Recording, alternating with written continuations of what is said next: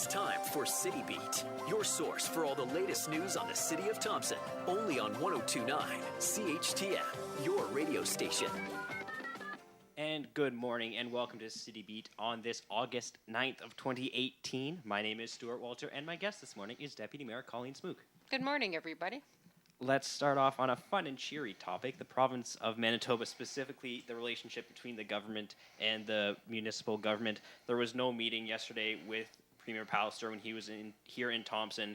In addition to him, Ministers Pedersen and Warren were also here.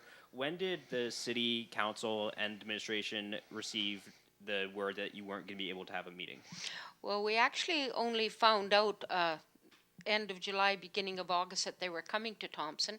So at the time we requested a meeting, and on August 3rd, Friday, we were at 5 o'clock, we were informed they wouldn't have time for a meeting for us, that they had to be out of town basically by 11 o'clock. So they didn't get to town till about 9:15 that morning, and they did say that we could talk to them when they were finished their RCMP presentation.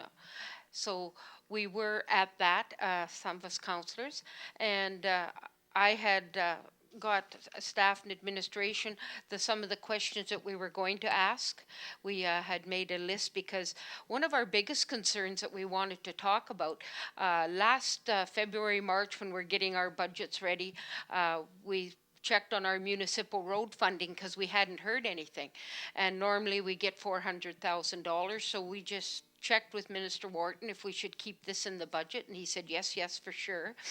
And then also August 3rd, we get the notice that we've been cut to $200,000. Now our crews are already mobilizing for the road work here, and we've just been informed late in the season that we're only getting half our funding. So that's a big concern. That was one of the main things. Also our basket funding, which is now they just give you certain dollar figures, but it's basically based on Thompson for $13,000, but we service an area of another $51,000. So our concerns that if we aren't getting funding as the hub of the North, then that ultimately our taxpayers in that are on the hook for anything extra that we do in downtown. Also on our thing, we've talked with them for many years since I've been on council about a restorative justice facility and a remand center for the area, for the North, and that would help alleviate a lot of our problems up here and would also give employment to a good number of people on their layoffs. Also, they've passed down to us a core of commissionaire costs in regards to the RCMP. That's just been handed over to us this year, so some more funding there. Also the fact that we have to pay our portion of the RCMP cost, a city of 13,000 itself would not need as many RCMP as we do have. So we really have some concerns about not getting extra funding in that area. Also, they've done some assessments on the provincial owned buildings, and basically those assessments have all gone down considerably to what our local assessments. Now all the assessments are done by the province, which I will also add, the assessments office is now being moved out of Thompson to Swan River for the North. So that is some more concerns that the province is downloading some more costs onto us or taking away some of our tax dollars. We've been in talks and with the last government, and this one decided they cut the Northern Consultation Clinic. So based on even our transit issues with Greyhound, which would be on the agenda, we've got the people that travel back and forth for medical appointments. So without expanding the consultation clinic, we can't get more specialists up here to make it easier for people of the North to come. And now more travel, but how are the people going to get there? I know we've got a couple bus options, but we're not even sure how that will work with the government. 2020 projects, we had some of the things that are ready to go, but that would we would like the government's blessing, maybe the government input on for different, and not just for Thompson, for the north. And that was another one of the things and there was a few more, but like I said, we would have liked an hour meeting.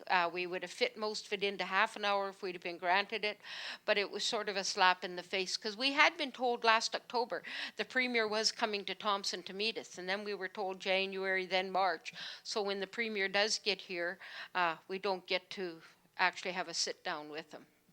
A lot of those issues are very important issues. Is there plans to bring them up to the various ministers, or to keep bringing them up with the province despite not being able to talk to them? Yes, and we have been, and not saying we haven't. We've been able to talk to some of the ministers. Sometimes not get a commitment, but we always keep, conversing and letting them know our side of the story. But I really think it's time that they have to sit down with Thompson and the whole North, and we have to work as one to get things back on track. There is a city council meeting on Monday, and it is the last one of the summer schedule before the last few meetings before the election. Yes, there's a few things on it for this. My mind has just gone blank. I apologize. We will be updating on the wastewater treatment plant. There's an update on our salary increases for the executive staff. I'm trying to think what else. It's not a real big agenda, but I would encourage everybody 7 o'clock on Monday night to please come out and join us. And you mentioned the road work when you were talking about the province a bit a while ago. Could you give an update on the construction that's going on? Yes, they've already started mobilizing on Station Road. You'll notice Maple Leaf out there doing the work on that. So this is where we will have to decide the scope of work. Are we going to have to cut back on some of that work? And that's a shame when you've already got the people already in town and the money committed to. So that, and then our sewer and water small projects, everything's winding down on them. There's still a bit of an issue with potholes with all the rain we've had, so I really request people to call in. I see today they're working on Elizabeth Drive on some of the potholes, so if you call 677-7970 with some concerns on that. Today I've got a little list going in there, just being out this morning. I know the bad corner at Napa there's some pretty nasty ones, so please call the city when you have concerns with that. And finally, I understand there's a few other things you wanted to mention before we wrap up. Yeah, the TRCC, they're actually just in the process of readying for the ice. So by August 19th, the ice will be in, and I understand there's hockey camps starting right after that. Our Eastwood wading pool is open. The Juniper wading pool had a pump go down last Saturday, I believe, and I was just actually hoping for a notice on that. They're hoping to have it up and running before this superheat comes.